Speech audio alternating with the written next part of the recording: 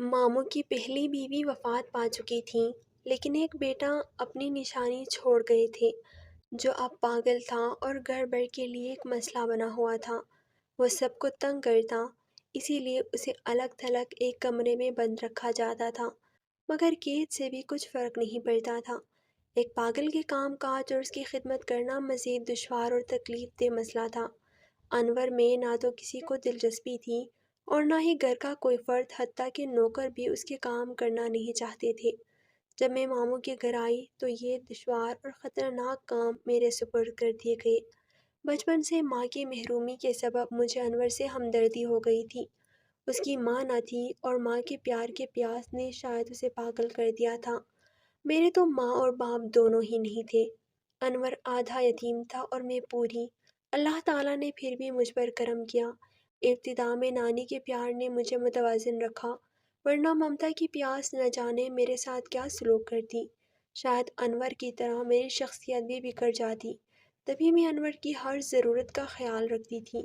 ممانی تو خوف کے مارے اس کے قریب بھی نہ بھٹکتی۔ معلوم نہیں ابتدا میں ان کا سلوک کیسا تھا، کیونکہ ان دنوں میں نانی کے پاس رہتی تھی اور نہ سمجھ تھی۔ جب میں ماموں کے گھر آئی تو دیکھا کہ انور اور ممانی کے درمیان نفرت کی ایک واضح دیوار حائل ہے۔ انور بھی ایک وحشی بن چکا تھا۔ میں اس کا بہت خیال رکھتی، اس کے باوجود وہ مجھے مار دیتا، میرے بال نوچتا، کبھی برتن دے مارتا۔ میں روتی بلبلاتی اٹھتی، مگر ایک پاگل کو کیا خبر کہ اس کے عمل سے کسی کو کتنی تکلیف پہنچتی ہے۔ میں روتی تھی، لیکن اس بھرے گھر میں میرے دکھ بانٹنے والا کوئی نہ تھا۔ اس کی بےمانی حرکتوں کو برداشت کرنا میرے بس کی بات نہ تھی، مگر میں یہ سوچ کر اس کے کام کیے جاتی تھی کہ اگر نہ کیے تو شاید یہ لوگ مجھے یہاں رہنے بھی نہ دیں گے۔ ممانی نے مخالفت شروع کر دی تو میرا کوئی ٹھکانہ نہ ہوگا۔ پہلے تو گھر والے انور کے پاگل پن سے بہت پریشان رہتے تھے، مگر جب میں آ گئی تو جیسے ان پر سے ایک بوجھ پھٹ گیا۔ اب ان کو ایک پاگل کی دیکھ بھال کی فکر نہیں رہی۔ ممانی تو سکون میں آ گئی، کسی نے میری تعلیم کی طرح توجہ نہ دی، مگر میں نے خود کوشش کر کے گھر میں 7 جماعتیں پڑھ لی۔ اس کے بعد بغیر استاد کے پڑھنا مشکل تھا، سو تعلیم کی آرزو دل میں دفن کر دی۔ اب میں باشعور ہو چکی تھی۔ انور کی بے بسی اور تنہائی کا احساس شدت سے ہوتا تھا۔ سچ کہوں تو مجھے اسے پاگل سے انسیت ہو گئی تھی۔ لگتا تھا کہ وہ پاگل نہیں، حالات کے ستم ظریفی نے اسے اس حال تک پہنچا دیا ہے۔ ماموں بھی اس سے لاپرواہ ہو چکے تھے، وہ صرف میں ہی تھی جو اس کا خیال رکھتی تھی۔ اب اس کی دیکھ بھال میرے لیے گراں نہ رہی۔ اگر وہ کچھ بھی کر دیتا تو میں سوچنے لگتی تھی کہ اس کا کیا بنے گا۔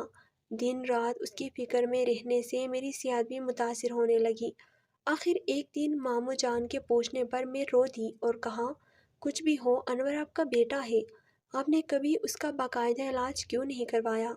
اسے کسی دماغی اسپتال میں کیوں داخل نہیں کرایا؟ ہو سکتا ہے وہ ٹھیک ہو جائے۔ میرے کہنے کا ماموں پر کافی اثر ہوا۔ انہوں نے انور کو اسپتال میں داخل کرا دیا۔ کئی سال مسلسل علاج ہوا جس سے اس پر اچھا اثر پڑا۔ اب اسے دورے کبھی کبھار پڑتے تھے، زیادہ تر نارمل رہتا تھا۔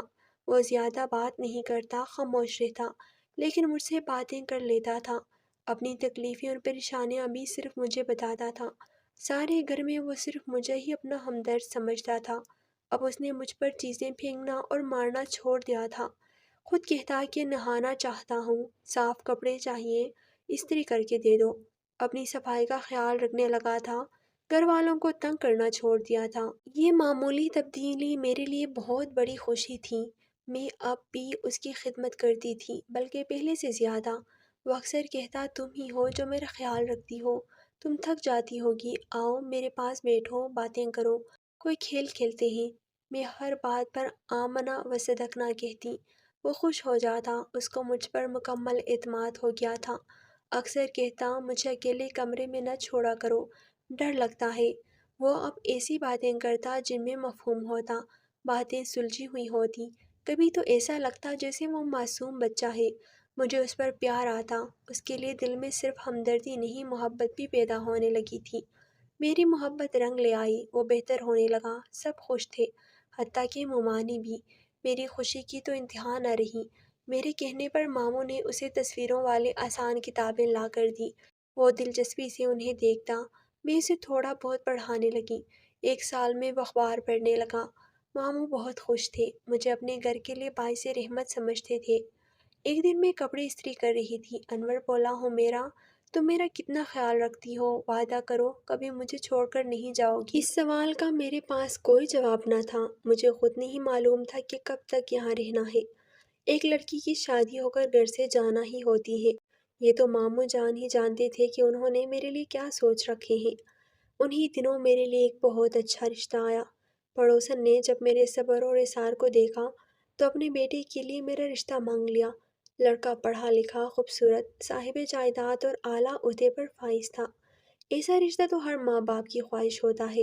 ماموں چاہتے تھے کہ یہ رشتہ قبول کر لیا جائے تاکہ انور کی ذمہ داری کا مستقل حل نکل آئے۔ وہ سمجھتی تھی کہ اگر میں چلی گئی تو انور کی خدمت انہیں کرنی پڑے گی، جو انہیں کسی صورت قبول نہ تھی۔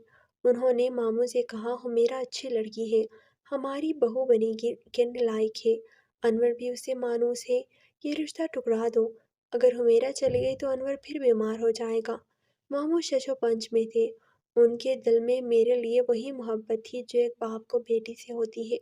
وہ سمجھتے تھے کہ اپنے بیٹے کی خاطر بانجی کی زندگی قربان کرنا خود غرضی ہوگی۔ اگر انور دوبارہ بیمار ہو گیا تو حمیرہ کی زندگی برباد ہو جائے گی۔ اتفاق سے میں نے ان کی باتیں سن لی۔ مجھے ماموں پر بے حد پیار آیا۔ میں نے دل میں فیصلہ کر لیا کہ اگر قربانی دینی پڑی تو دوں گی۔ کم از کم ماموں نے مجھے اپنی بیٹی سمجھا تو ہے۔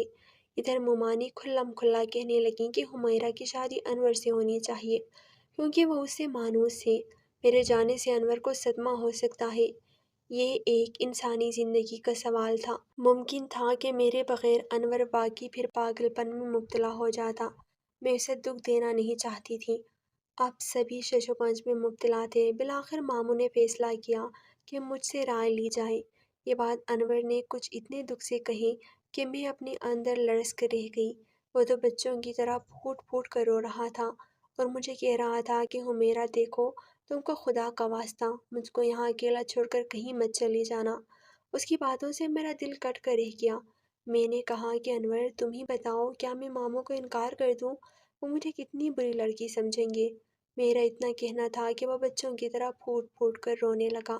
وہ کہنے لگا کہ کیا تم مجھے اب بھی پاگل سمجھتی ہو؟ میں بالکل بھی پاگل نہیں ہوں، میں اب پوری طرح ٹھیک ہوں اور میں تمہاری وجہ سے ٹھیک ہوا ہوں۔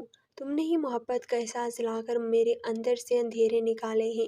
کیا پھر سے تم مجھے اندھیروں میں دھکیل کر چلی جاؤ گی؟ میری ماں کے مرنے کے بعد سب نے مجھ سے بہت برا سلوک کیا، کسی نے مجھ کو پیار نہیں دیا۔ تم نے مجھ کو ایسا پیار دیا کہ میں ماں کے دکھ اور دنیا کے ستم کو بھول گیا۔ تم ہی میری زندگی کی روشنی ہو۔ سوتیلی ماں نے تو مجھے اسکول سے نکال دیا تھا۔ اسے بچوں کی طرح روتا دیکھ کر مجھے بہت دکھ ہوا۔ اس وقت وہ کتنا کمزور اور اعتماد سے تہی دامن لگ رہا تھا۔ وہ خود اعتمادی جس سے انور بچپن میں محروم ہو گیا تھا، کتنی محنت سے میں نے اس میں پیدا کی تھی، وہ اب پھر سے اس سے محروم ہو رہا تھا۔ تبھی میں نے اپنی زندگی کا ایک بہت بڑا فیصلہ کر لیا۔ یہ کہا کہ میں انور کو چھوڑ کر کبھی بھی کہیں بھی نہیں جاؤں گی۔ کئی لوگ کہتے تھے کہ میرا یہ فیصلہ غلط ہے، حتیٰ کہ ماموں جان بھی، مگر میں نے صحیح سمجھ کر انور سے شادی کرنے کی حامی بھر لی۔ انور اس فیصلے سے بہت خوش تھا۔ جب اسے دولہا بنایا جا رہا تھا وہ بچوں کی طرح کھلکھلا رہا تھا اور لڑکیوں کی طرح شرما رہا تھا۔ لوگ حیران تھے کہ میں نے ایک ایسے شخص سے شادی کرنا قبول کیا تھا جو عرصے تک پاگل کہلاتا رہا تھا، مگر مجھ کو کسی کی پرواہ نہ تھی۔ نہ میں نے مستقبل کے بارے میں سوچا اور نہ ہی اولاد کے بارے میں نے بس انور کے بارے میں سوچا۔ یہی سوچا کہ وہ خوش رہے اور جتنا نارمل ہو گیا ہے ویسا ہی رہے۔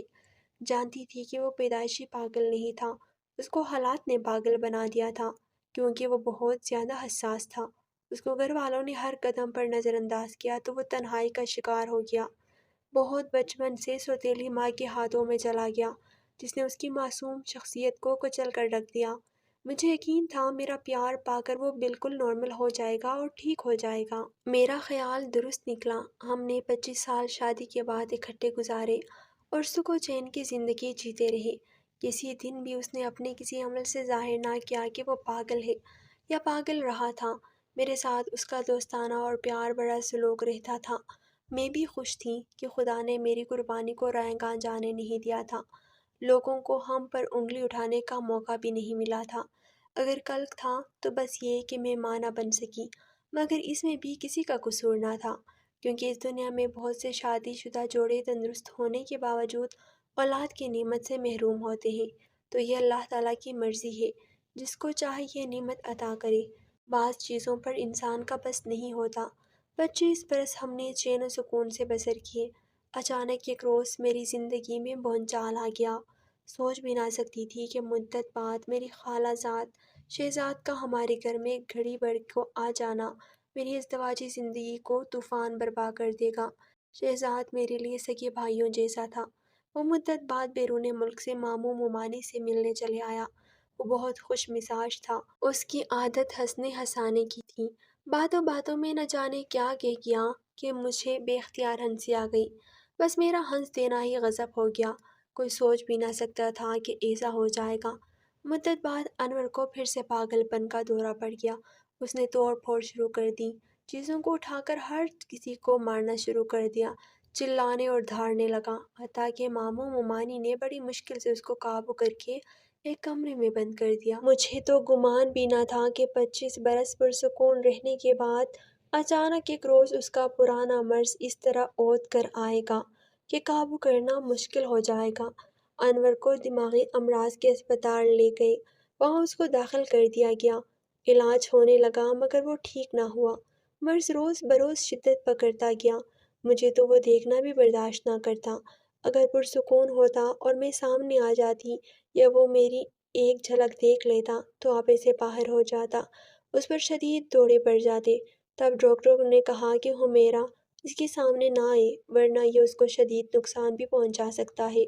3 سال تک وہ اسپتال میں ہی رہا، کیونکہ گھر میں تھی اور مجھ کو دیکھ کر دیواروں سے سر ٹکرانے لگتا تھا، خود کو زخمی کر لیتا۔